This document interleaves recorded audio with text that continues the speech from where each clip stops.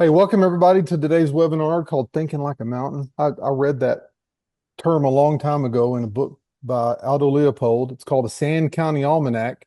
And really the whole purpose of the book was to talk about how conservation, especially how man's approach to conservation can really affect wildlife populations and how you need to think differently about conservation. He was one of the early founders of our modern conservation in the United States. One of the things he famously said were the five tools that were used to destroy wildlife historically can be the same five things that can be used to restore wildlife populations.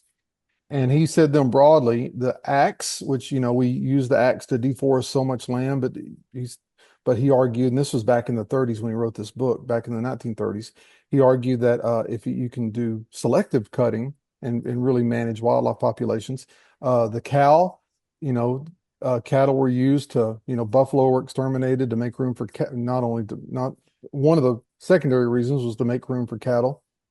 And but again, using proper rotational grazing can be used to enhance wildlands and increase wildlife populations. The axe cow, the plow, again, what was once used to destroy a lot of the plains, plowing them under, can also be used strategically to help enhance wildlife populations. All these lines of thinking I do on my property today, and I'm starting to really start to see a increased increased number of wildlife on my place. The axe, the cow, the plow, fire again, can be used to destroy, but it can also be used to enhance. Uh, and then the last one was the gun, and this is probably the most controversial one, but uh, believe it or not, no species has gone extinct because of regulated hunting, and it was his key point. They were without regulated hunting, all kinds of wildlife populations were driven to the brink of extinction. Trumpeter swans, elk, white-tailed deer, turkey, mule, all kinds of deer. The bison, everything else was really driven out. But by using the gun and using managed hunting, they can be wildlife populations uh, can be enhanced and made better for the future. So anyway, he wrote that, but one of the things he coined in there was thinking like a mountain. And what he said in the book, and I'm paraphrasing here, was he said that the he wrote this just when he saw a wolf that had been shot. He saw it dying, and he realized the significance of losing that wolf on the landscape. And he said that just like a deer lives in mortal fear of its of its of a wolf, once the wolf is gone, their population can grow unimpeded and without restraint. And so the deer are going to start causing a, a a bind on the mountain. And so the mountain fears the deer just like the deer fears the wolf. And so he really encouraged everybody to think like a mountain. In other words, think in a holistic approach and use all the tools you have available to you when you're trying to figure out things like wildlife and things like uh uh what wildlife is doing and things like nature photography. So that's what we're going to talk about today. If you don't know me, I'm Russell Graves. I'm coming to you live from Hackberry Farm, from the barn in Hackberry Farm in Dodge City, Texas. And so what I'm going to talk about today, using that concept of thinking like a mountain broadly, I'm going to talk about how you can use a holistic approach, all the context clues at your disposal to be able to sort of read wildlife, read its mind, and really help put you in front of other wildlife. And I'll even give you some examples in the end on how I use the same sort of logic and thinking to really find good landscape opportunities as well. One of the things I've heard a lot, and I just haven't heard it about me, it's really about anybody that does what I do and people deem that they do a good job at it, is somehow people think you have a sixth sense on how to find wildlife. And it's really not that. It's really just understanding a little bit of wildlife, pattern recognition, and then doing the same thing over and over again. And we're going to talk about some more of those strategies. So as I go through this, I'm going to introduce some concepts to you. I'm going to leave some time for question and answers at the very end. And towards the end, I'm going to give you, I'm going to introduce the concepts to you, but I'm going to give you a roadmap, some real life strategies that once you're done with this, you can look at and follow this same approach. Because I'll tell you what I do every single time, whether I'm going out to take pictures of my place or whether I'm going out to Yellowstone or Florida or somewhere else. It's the same approach I use each and every time to understanding wildlife and being able to find wildlife in which to photograph. And so one of the first things is understanding some basic biology is key. You don't have to be an expert on every species of animal, but it helps. It really does help to understand just some basic biological concepts. And then this is really elementary stuff, but it's true, and it really will help shape how you start thinking about things in the future, especially if you're new to this discipline. This is a new and rising discipline in nature photography. There's a lot of people talking about fieldcraft right now. I am one of them. I've spent a lifetime learning these things. I'm still learning every time I go out. And but one of the first things, if you understand that each species has the same broad habitat requirements, and when I say species, you can put yourself into this list as well because we all have the same habitat requirements. We all need food. We all need water. Those are pretty concrete examples. We all need cover. And so our cover is a house. We need some kind of shelter to protect us from the elements. You know, cover for different animals may vary. If you're talking about a pika that lives up in the mountains, they just need a good rock pile to get under. Uh, Deer like tight cover, whitetail deer like tight cover, like cedar trees, and something they can get in out of the weather. About 2 or 3 weeks ago, we had a pretty bad winter storm here where ice was on the ground every day. It was single digit temperatures, below zero wind chills. It was really, really cold. And the animals aren't inherently used to that around here just because it doesn't happen all the time. But if you're in a place where uh like me, where I manage for wildlife, and you leave some of those thermal cover areas for thermal cover so they can get out of the wind and get out of the rain a little bit, it really helps them out. And again, every animal has different food requirements, water requirements, cover requirements. Uh, and then space is how much space do they need to roam in between? If I'm using the examples of pikas like I talked a while ago, I can take you to a place in Yellowstone National Park I call Pika Town. And in Pika Town, it's a pile of rocks, probably about, I don't know, maybe half an acre in size. It's not very big at all, but it's full of pikas. That's their spot. That's where they like to live. It's like a big pika apartment. So they don't need a whole lot of space, but they need the right kind of space. Same way with you got the big grazers like uh you got the big grazing animals like oops, sorry about that. You got the big grazing animals like bison. They need little bit more space because they've got to cover a lot of ground, find a lot of grass to eat, and everything else. And then the last thing, habitat requirement, is arrangement. And that's how numbers 1 through 4 are arranged in proximity to one another. You can think about it pretty simply like this. We all need food, water, cover, space. I think we'd all agree that people need all of that, and it varies from person to person. I kind of like more space than I would if I lived in an apartment complex somewhere, but we all have our space requirements that we feel like helps us thrive. And the arrangement is how numbers 1 through 4 are arranged in proximity to one another. Now, if you live in a city and you got a grocery store nearby and you can go get food pretty easy and you got water, it's coming in pipes to your house, you got a nice house to live in, all your habitat requirements are met pretty easily. Uh, if you don't have those habitat requirements met, it makes life, I'm not going to say difficult, a little more challenging. Like me, because I choose to live in the country, uh, my arrangement's a little skewed. If we're going to go to the grocery store, it's kind of an event we got to think about when we go. It's not too far to go to town, but we still got to go to town to get groceries. It's not just right around the corner. And so that arrangement is how all those things are arranged in proximity to one another.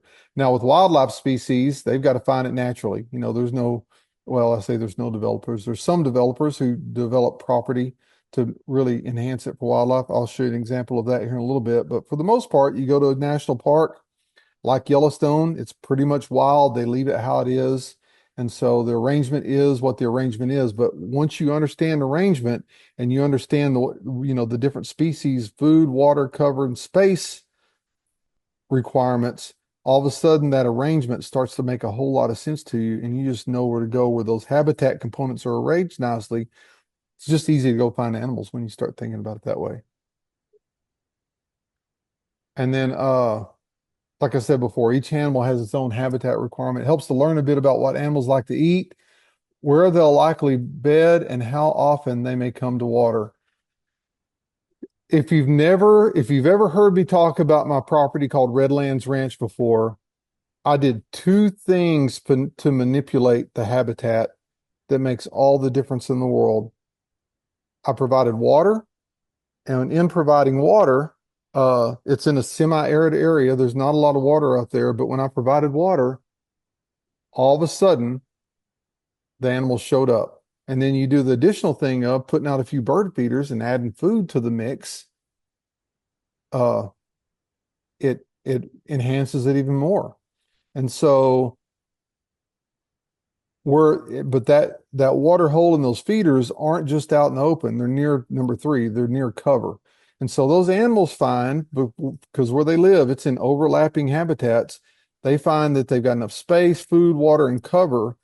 And that cover could be either bedding cover or escape cover, because if there's a bobwhite quail that everything wants to eat drinking at the water hole on Redlands Ranch, then if a hawk approaches, then it's close enough to cover to be able to escape and save itself. And so all of those things, I mean, it's inexact science, but still, if you think about those things, it helps you kind of decode what animals are thinking and how they move around. I found that raccoon just by thinking about, I was near a wetland area and I kept thinking about where's the food sources here? Where's the food sources here? And it took me about 15 minutes of just kind of looking around in all the bushes until I found that raccoon. And it also helps to understand the interconnectedness of landscapes and its inhabitants. Animals tend to move along animal highways. I'll talk about those here in a minute, and what I refer to as animal highways. They tend to move along animal highways, and they always want to stick close to food, water, and cover. They don't Nothing can be inconvenient for any kind of animal, especially if that animal's preyed upon by wolves or coyotes or mountain lions or bobcats or whatever else. So everything has to be in pretty close proximity to it. And as you understand that more, uh, it just starts to make a whole lot more sense in finding wildlife. I double down on this again. Has its own bedding, feeding, and loafing requirements. What loafing is, we understand what bedding is. It's where we're going to go to bed at night. So if you can put this analogy in context of your house, your bedding area is your bedroom. Your feeding area is your kitchen. Your loafing area most likely is going to be your living room on the couch or study. You're not going to sleep there. I mean, you might occasionally eat there. You might occasionally sleep there. But for the most part, those spaces are for you just to sit down for a little bit, take a rest before you go on with the rest of your day. And so all of them need interconnected patches of landscape, and that interconnected patch is what I call the wildlife highways to help them travel to and from where they eat, sleep, and rest. Uh, and again, all this stuff is kind of a little bit nebulous to talk about because it's different for every place you go. I use Yellowstone as an example. Yellowstone is a big place. If you've never been there before, you know it is, especially, and this map is pretty new in the Canyon Visitor Center. They've got a map of Yellowstone it's a 3D map that's kind of a display that you can walk around and look at it. And when you realize how small you are on that map and how the roads are and how few roads go through the place, it really helps you understand that the place is enormous. But with the place so enormous and it's and us only being able to access just very little of it, mathematically, you shouldn't be able to find wildlife at all, or very rarely sight wildlife. But time and time again, when I was there a couple of weeks ago, I go to find wildlife. And so, what you got to understand is within wildlife, you've got all kinds of habitats there. You got high mountain habitats, riparian is a fancy way for saying river habitats, or even creek habitats, a place where water flows through. You got sage flats, lodgepole pine hillsides, etc. There's a lot of different habitats there that are kind of broad habitats. And you've also got smaller habitats within the broad ones, like I mentioned earlier with the pika. Uh, the pikas, they live in a pretty specific habitat. And so depending on what animal you're going after, it really, really, really does help to figure out the kind of animals you're looking for and have a good understanding of what kind of habitat are they looking or do they like to be in. And I keep using pikas as an example because I'd never seen a pika in Yellowstone before and I think those animals are so neat. I wanted to see one, but I couldn't figure out where they were. And then one day I just started trying to think like a pika. or think like a mountain. If I was a pika, where do I live? And so I started looking at these rock piles. The one I'm talking about, I keep referring to is Sheep Eater's Cliff. It's just a big rubble pile against some column of I think it's either basalt or maybe granite. But it's a big pile of rocks there. And so I stopped there for one day. I spent about 10 minutes waiting, and all of a sudden, her pikas start popping up everywhere. They were there, and it just knew with even within those broad habitats, because in that same area, you may see elk, mule deer, bears, anything else. There's also smaller areas that are home to other different species. And so by using that approach, by just thinking, where am I most likely to see coyotes? Most likely place you're going to see coyotes are out in the valleys, especially during the wintertime, because I know out in the valleys that those ground squirrels and the voles live under the snow. The ground squirrels are hibernating, but the voles are active under the snow because voles like the open areas in the grasslands. And so that's where they're going to be. And so when we're looking for coyotes, we concentrate our efforts just looking along the valleys. And same way with but along the way, when you're looking for coyotes, you're probably going to see foxes. We didn't see any foxes when I was at winter at Yellowstone. We saw one, but it was real far off. But you might see wolves while you're out there because their habitat requirements, although they're a little different, kind of overlap because they're all looking to eat the same stuff. And that's the thing you got to remember. Wildlife is always going to be on the move because it's always got to eat. It's always looking for stuff to eat along the way. And then when I wanted to see moose occupy a whole different set of habitat. You might see coyotes around there, but you're not going to see coyotes. I mean, you're not going to see moose in the wide open sage flats uh, where you're going to see coyotes or wolves. You're going to see moose. They like riparian areas or bottomland areas. And so we started looking for moose. We started concentrating on areas where it was a little bit wet because moose like wet areas and where it was a little bit uh, boggy. And so we started looking in creek bottoms. And the main thing we're looking for is, since it's wintertime and things have to eat constantly to keep up their energy, we're looking for these little willow thickets. And these willow thickets, you can see right there by that moose's jaw how all those things are clipped off. That's just what they eat sticks in the winter. If they had better things to eat, they would, but in the wintertime they eat sticks. And so we concentrated our efforts on the willow thickets this year, and it paid off because I saw more moose in Yellowstone this year than I've ever seen before. I think we probably saw a lot of coyotes. I lost count of how many coyotes we photographed, but we saw I don't know, maybe 20 moose. Now we may have been seeing the same ones every day, and I think that's likely true. But I count sightings as we see it, we take pictures of it, we leave, and we come back again. If we don't know that it's a different moose, but I think we were probably looking at the same moose, but we saw a lot of moose. Same way, towards the end, we've got photos of all these different species. So we're looking to click off the boxes. What else can we see? And so my thought was, well, I know where the bighorn sheep live because of the habitat requirements of bighorn sheep. There's a specific area of the park that you go to where you're going to find bighorn sheep. We went there, sure enough, there's 50 of them there.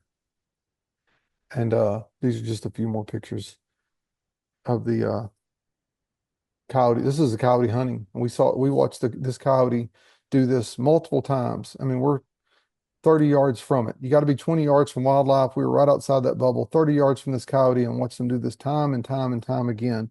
And it's all because I took the time to do my homework, understand where things live, and then double down on those habitats and try to find them. And then I keep talking about pikas. I didn't take this in Yellowstone a couple weeks ago. This was taken probably about a year or so ago. But these are what pikas look like. They're just little bitty, about, I don't know, softball size rodents, or not, they're not rodents, they're kind of rabbits. They live in the rocks, and then when you take pictures of them, it's like playing whack-a-mole at an arcade back in 1989. That they'll pop up in one spot, and then all of a sudden they're gone, and then another one will pop up somewhere else. But they're really cute, really an engaging animal, and a lot of fun to photograph.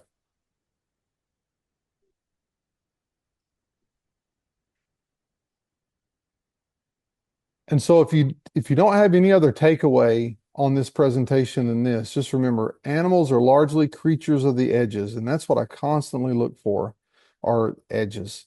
And so I'll show you another picture of this map. This map is a part of my property here at Hackberry Farm. And in fact, I'm looking out the window at it right now. What you can't see on the bottom of the picture is the barn I'm sitting in. I cropped that out just because it wasn't germane to the conversation.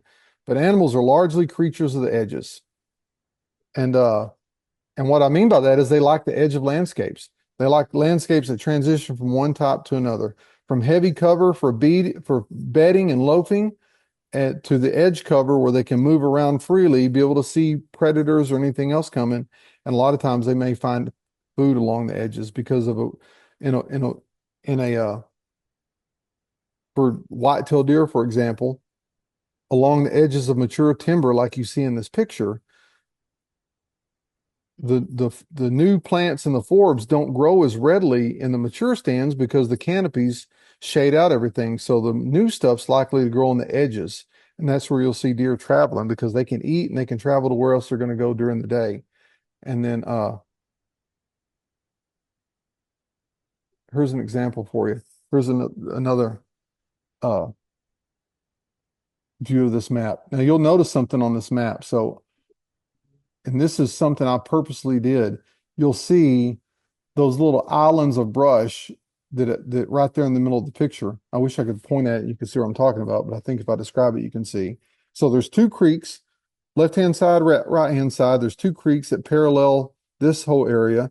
And in there, I'll go every year and I will cut I just increase the amount of edge density there is in the property. Now that's low growing brush. That's really good for songbirds. It's really good for small animals like rabbits and raccoons and possums and everything else that goes up in there to hide.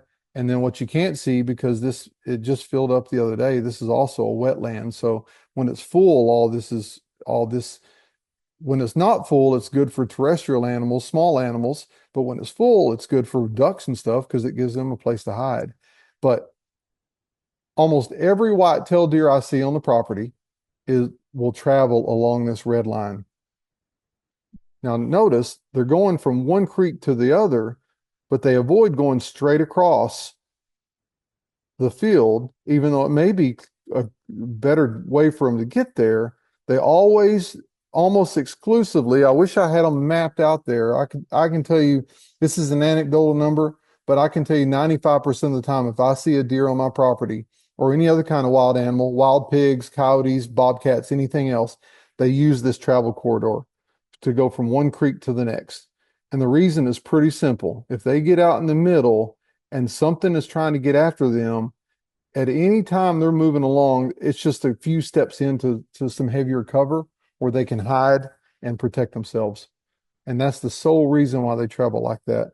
So with the knowledge of edge cover, if you've ever been to the Smoky Mountains with me before and we're looking for black bear, we're looking on the edges where habitat changes, where it's mature forest that goes to a clear cut area, or whether it's mature forest that bleeds into open fields. They're almost always along those edges. Now you could argue, well, you see them there because it's the most open, and that's true, but it's also a lot more predictable place where animals are going to move. And that, to me, that's the key thing to know when you're out looking for wildlife is try to identify those edges that are close to cover, close to food, close to water, and then watch those edges. Now, you don't see animals there. It's not a constant highway. I'm looking out my window right now and I see two crows out in that area where I just talked about. So they're not always there, but in the evening and in the morning, and you start paying attention to the animal nuances when they're most likely to move, that's when I'll see them out there.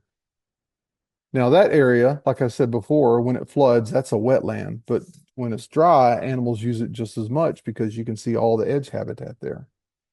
And so that's what I mean when I talk about edge habitat. I shot this picture here, and that's the same area I'm talking about. I shot that picture right there about 3 weeks ago, I guess.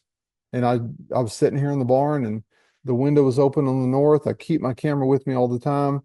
The deer are moving around, and that nice buck stepped out there, and I took a picture of him.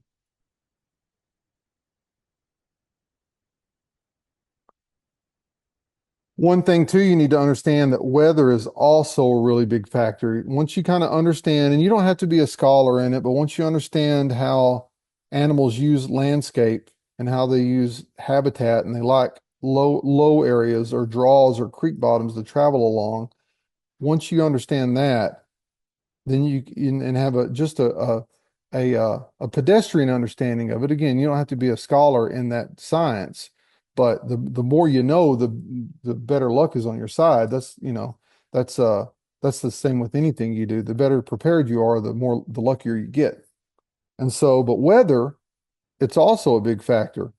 If you read my newsletter, I keep teasing this, and this really is a thing, and it's coming out. Hopefully, I'm wrapping that thing up within the next month. But I've been working on the app, and it uses a lot of predictive modeling. We've had a few bugs in it. That's why I haven't released it yet.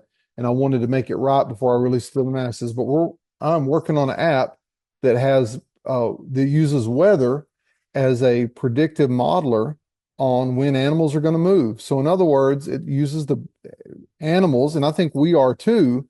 We just lost touch with it, but animals are really sensitive to changes in barometric pressure. They can feel it. They know when storms are coming and they start acting accordingly. Uh, and so using the predictive modeling based on local weather, this app will help you predict if you go out at 2 o'clock today, the wildlife species in the area ought to be most active. And that's a broad statement. There's going to be some individual variations, and it's going to be there's going to be some nuances there. But for the most part, if you're playing the averages like I always do when I'm looking for wildlife, if I know by looking at all my data that there's a cold front coming in and and we're on a half moon night, that there's a cold front coming in overnight and it's a half moon night, there's a good chance animals are going to be pretty active later in the day just because they want to try to eat before the weather gets bad. They don't know how bad the weather's going to get. They're like us in that sense. They may think they know how bad it's going to get, but you never really know how bad it's going to be until it gets that way. And so they'll actively be out feeding, trying to build up enough energy in case it does turn bad. They're stocked up so they can get through the stretches of winter. And so understanding weather is also a big factor. And so weather as well as daylight, and that's another key thing, influences a lot of things in animal behavior. It influences when they feed. To put it simply, if you're an animal like most of us are, where you're spending your waking hours during the daylight hours, animals are going to wake up and they're going to go to feed in the morning. And then they're going to try to get it, and they're going to go get a drink, and they're going to kind of feed throughout the day. They're also going to do the same thing in reverse in the evening before they go to bed. They're going to go get a drink of water. They're going to go get something to eat before they go to bed at night. Now, I use that behavior when I take pictures of animals to help instruct when I want to go out. For example, it talked about Redlands Ranch. I can tell you that when we go sit in the blind there, mornings it's always busy, but morning is more consistently busy than the afternoons are. And the reason why is mornings are so busy, everything's waking up. All the birds, all the animals that live in there are waking up. And they know the first thing they've got to do before they continue their day is just like we all do. They're going to go get some coffee, their version of coffee, which is water, and they're going to go eat a little bit of breakfast. And so they're coming by the water hole on a pretty steady basis to do that, to drink a little bit of water, get a little bit of food, go on about their day. Now in the evening, it's a little different because all the movement isn't concentrated to such a short period of time. They're doing it all afternoon, 3 o'clock, 4 o'clock, 5 o'clock, whatever. They're coming out in kind of a slower pace, but they're still coming out there. And that's what I found out. So I know instinctively daylight influences that. Uh, Daylight and weather also influence when animals migrate. You know, I don't really keep close touch with it, but there's a lot of apps and websites out there that'll tell you when the peak of the bird migration is and how many birds are using radar. They'll predict how many birds are overhead at any given time. Well, just using that migration data, and because the weather, the warming days or the cooling days, and the amount of daylight in the day triggers these animals to migrate, it helps me predict when to focus my efforts on what to take pictures of. I never try to, here's a pretty road example. Even if my wetland is full of water in the summertime, I never try to take pictures of waterfowl there because it's not here. The waterfowl always picks up and leaves in about March or April when it starts to warm up. They start heading back north to their home. And then They start coming back in early September, October when it starts cooling off and the days start getting shorter up there. Same way with hummingbirds. I never try to take pictures of hummingbirds at my place. We have a lot of hummingbirds here.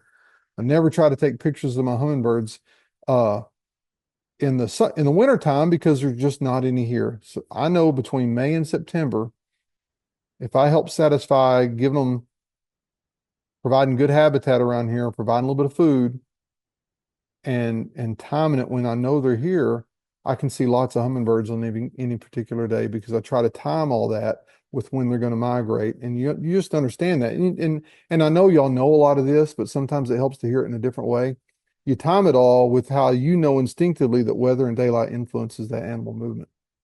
And then it also influences when animals breed or the rut, what is called in animals like deer and moose and elk and all that. Uh, if you want to take pictures of the elk in the rut, you don't go to Rocky Mountain National Park in June because the elks are in velvet antlers then. They're in soft antlers. You can wait and you go in late September and early October. Same way with seeing bears in Yellowstone. You don't go in the winter because they're all hibernating. You know, a good time to go is in the springtime when they're all out looking for food and looking for love. Same way with Smokies on the bears. You time it when they're going to be the most active. And the rut is influenced, or the breeding seasons are influenced largely with a lot of species by weather. Not every species, some species breed year round, but other species time it for their biological success. Elk, for example, breed in the fall.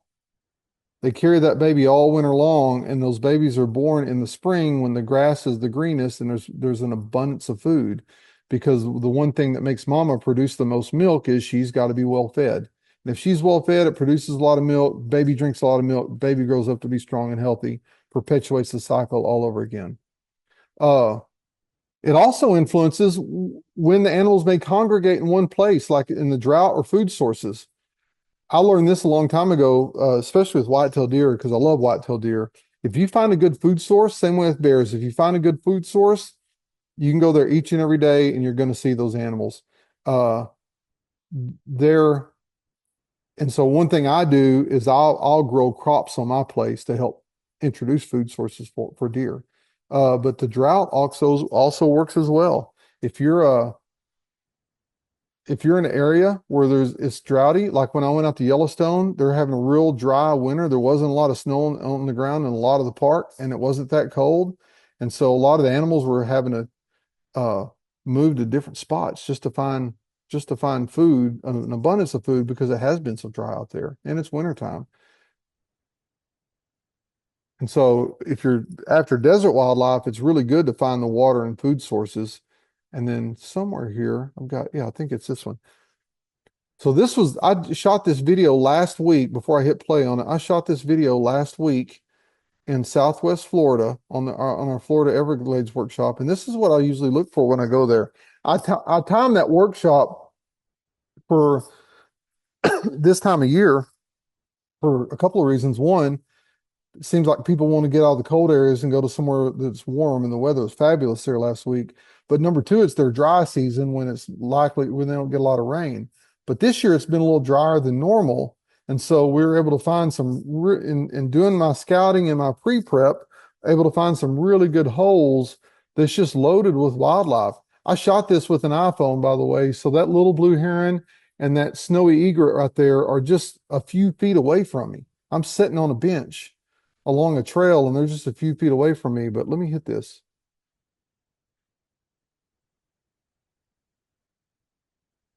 And you can see,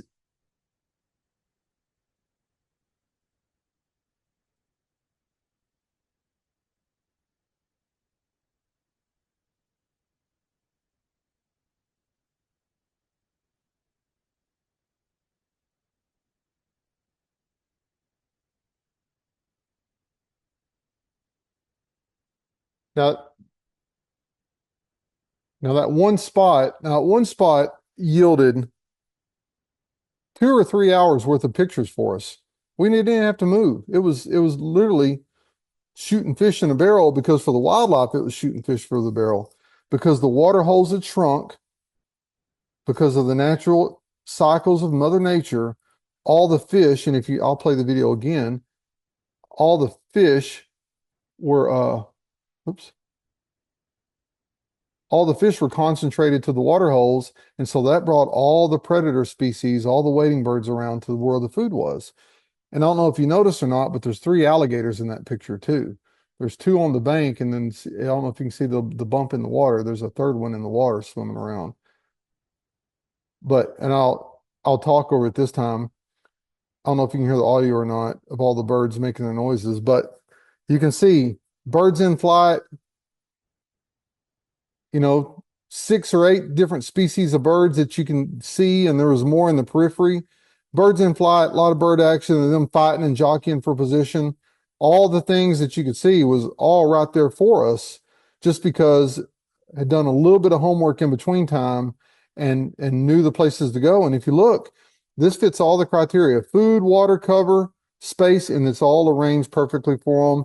And it's also in the edges because you had an edge right by where my feet were, the edge of the water, other edge of that's a little island out in the middle there. And there was another little edge on the backside. So this is had plenty of places for them to loaf and rest, including the trees, and plenty of open ground for them to feed. And it's just really as simple as that. Identifying these animals, these habitats with edges where animals like to instinctively flock to, and and you'll be successful. And that's what I did here. And so one thing I always do is pay attention to the changes in the weather because, like I said before, there's animals are sensitive to changes in weather and daylight length. And so they'll often be on the move uh, based on that or based on the weather.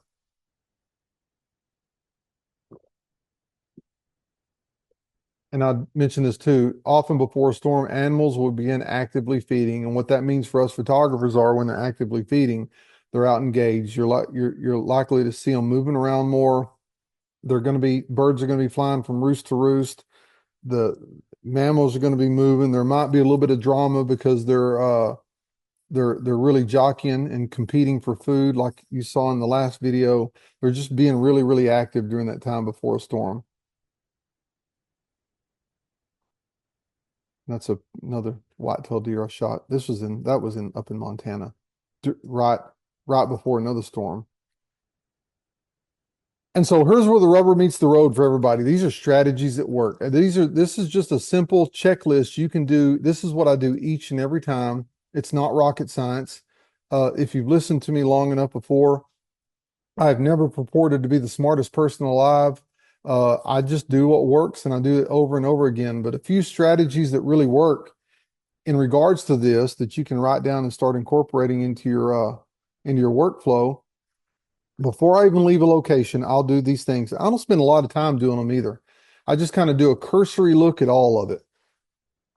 I look at aerial maps like Google Maps or Google Earth, especially if I'm going to a new place, because I want to see, like the aerial map I showed you all ago, I want to see where are the creeks, where are the big trees, like the likely food locations, where's that seam between open areas and cover where I might see wildlife that I can see it not only see wildlife but see it easily, because a lot of times like y'all I go to public parks and national parks, and so state parks and national parks, and so I really look at this through a lens of where can I get to from a public standpoint and get to relatively easy.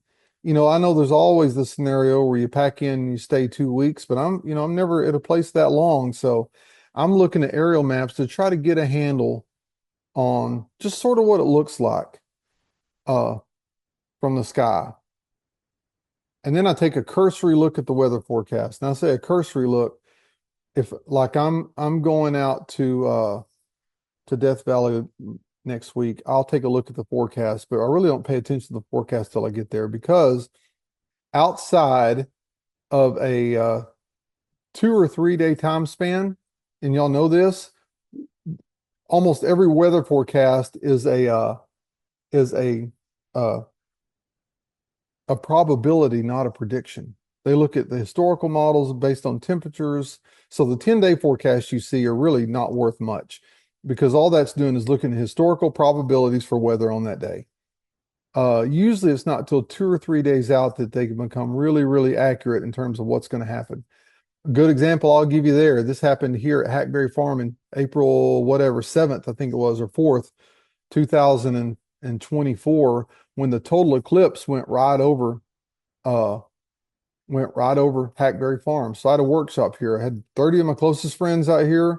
We're taking pictures of it and of the eclipse. And just as the weather had predicted on the Friday before, this was the Friday before Monday when I made the call whether we're going to do it or not, just like the weather predicted on the Friday before. Clear skies in the morning, clouds moved in for a little bit, and before when the eclipse started happening, the clouds started thinning, and by the total eclipse, it was completely clear. And so the weather, they couldn't have scripted any better, and that's exactly what happened. So before I leave for a location, I just take a quick look and kind of get an idea of what it may be like, but I really look a lot closer when I get there. And then the number three is just pay attention to the time of the year to understand what the target species may be doing. And that's just from being out in the field and practicing. There's a lot of internet resources you can look at. So in other words, I think I'm going up to the Smokies in the spring, and I'm going to try to time it when the bears are going to start being really, really active. They're coming out of the bears there. They don't necessarily hibernate all winter. Some do, some don't. So I go there when I think most of the bears are going to be really active, and before the big crowds show up, and that's going to be probably in April.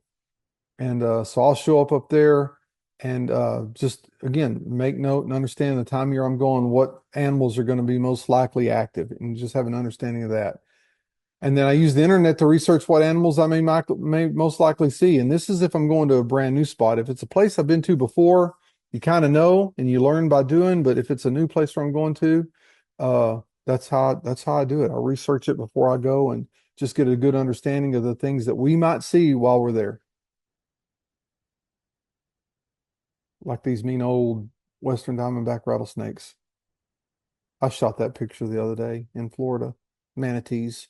Shot it with my iPhone in a housing. Those are the coolest animals.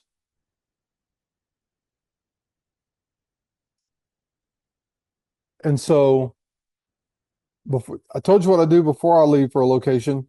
When I arrive at a location, these are the strategies I employ here. I do a quick drive around to compare what I saw on the map to what I see in real time. So in other words, like if I was coming to Hackberry Farm and I looked at an aerial map like I did this morning to get that aerial map, I might not realize there's a wetland there because when the satellite picture was taken, there was no water there. Well, now that I come see it in real life, a few things have changed. We got 2 inches of rain on Saturday after all that rain and moisture we had with the snowstorm, so the ground's saturated. The thing is full of water now. So things changed since I looked at the aerial map of it.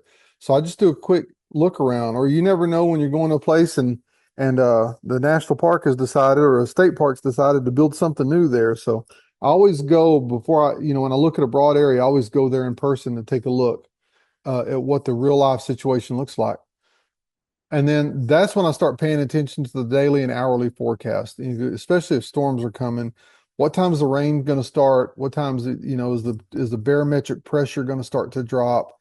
And apps like Weather Underground are really good for that to kind of give you an hour by hour, play by play of what's going on. And so I start paying attention to those hourly forecasts just to understand what's happening there. And then I start looking for those edge habitats like I talked about and the micro habitats where I may find animals. And again, all this is an inexact science, but at least it's kind of putting the odds in your favor that you're going to see something. Now, for full disclosure, following this approach, sometimes I go and we strike out. Good example the other day, but I always have a plan B. That's what I tell people. The other day we went to a place where in the Everglades where I thought we might see roseate spoonbills, I thought we might see crocodiles and a few other species. It was kind of at the end of the trip. We'd seen 80 or 85 species so far. We're just trying to pad the list.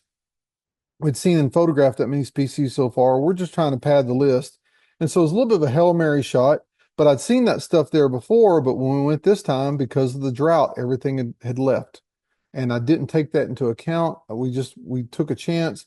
We didn't see anything, but we had a plan B and we went back to plan B and was able to get some good pictures. But again, you can follow all these and have the best intentions. Sometimes it doesn't work out because wildlife is wildlife and it's going to do what it's going to do.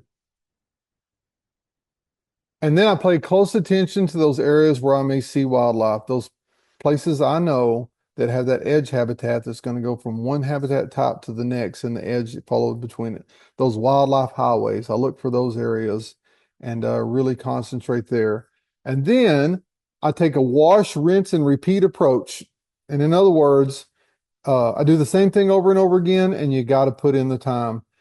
A good example of that, I use this analogy all the time.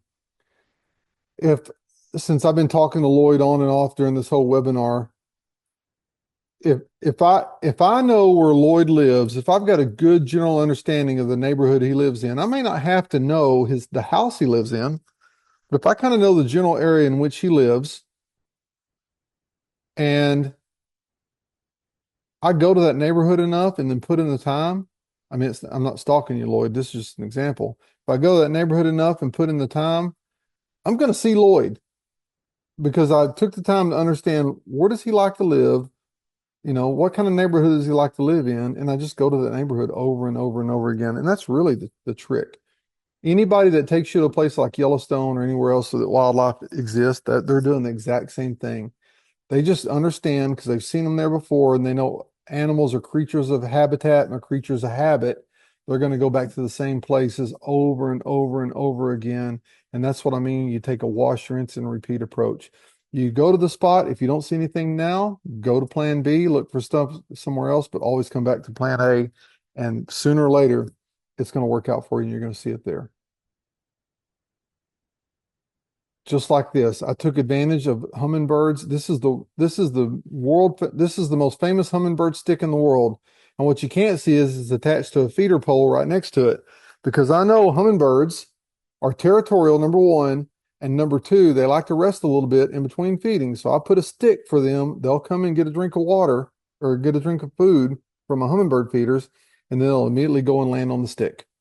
And so it's so easy to sit there with the telephoto lens, focus on the stick and get pictures like this.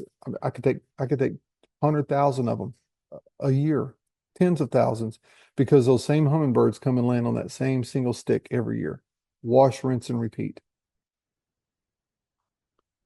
Same way with cranes. If you go to the right place and you find the right habitat, cranes are creatures of habits. They're going to go the same places every single year. And it requires you to do a little research to find out where they're going to. But once you figure that out, wash, rinse, and repeat. Go to the same habitat every year. If it's got water in it, you're going to see cranes there. If it doesn't have water in it, ask around, ask people on the ground, find out where the water is or the food sources is. Go there. And this was the setup. This is at Redlands Ranch because I knew a little bit about this bobwhite quail and I love those birds. Maybe my favorite bird. Because I know a little bit about the habit of bobwhite quail in the springtime, the males or the bobs, like this one, they like to get up on higher perches. I mean, they'll fly up into trees, but they prefer to be in the open on higher perches like this. And so this is the U-shaped limb off a tree. I sit on the ground. So that quail is probably about 2 feet off the ground, and they like to get up there on those perches like that and sing. They'll make their bobwhite call for all the females to hear in the springtime. And you can get that behavior other times of the year, but you get it most consistently by understanding a little bit of biology and understanding in the springtime, they're going to get up on a perch like that and they're going to sing. And so I gave them the perch, and that perch is right next to food and water and cover, and it fits all the habitat requirements for them. And they're going to come back time and time again because again, they're all creatures of habit. My nose is itching fierce today. They're all creatures of habit and they're all creatures of habitat. And so they're gonna come back time and time and time again. Wash, rinse, repeat. Do the same thing over and over again. One of the things I do too, this is the state reptile of Oklahoma. They're called collared lizards or mountain boomers is what they call them. A real colorful lizard that uh, they're all over the Wichita Mountains in Oklahoma, but they're concentrated in one area. And it's just because of doing my homework and my diligence. I know where that one area is. And if we want to photograph these, we go right to that area. We go to the neighborhood. We may take a little bit of waiting around and looking around, but we're going to see them because we're in the right neighborhood. That's the right subdivision they like to live in, where they're the most concentrated. Okay, now as I promised, excuse me, now as I promised, uh, I use the same habitat components to help enhance wildlife photos. I think if you've watched some of my composition videos before, I always talk about looking for shapes like S curves and triangles in landscape photography. And I do the same thing because I use kind of the same technique, like edge looking for edges and edge habitat and different types of habitat to help add enhancements to my landscape photos. I mean, this is pretty obvious, this path leading through the woods. That's in Acadia National Park up in Maine, but it creates that edge. That path to the woods creates that edge. That's our travel corridor, but it makes it easier for us to travel. And even like this, you'd be surprised.